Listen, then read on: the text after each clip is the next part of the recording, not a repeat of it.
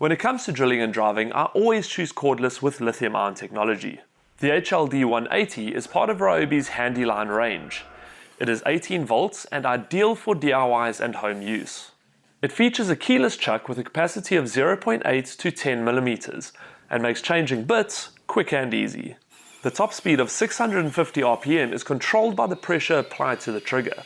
Combined with an easy-to-reach directional switch and slim handle, it feels very comfortable in the hand.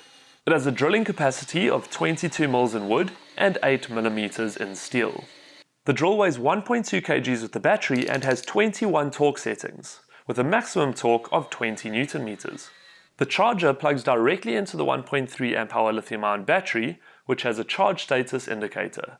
Other great features include the LED work light, soft rubber grip, and belt hook for when you need both hands free. A very affordable entry-level tool that will handle most of your DIY drilling and driving. Now this is just one of the drill drivers available at Builders. For more product reviews, visit the Builders website or check out the Builders Fan YouTube channel.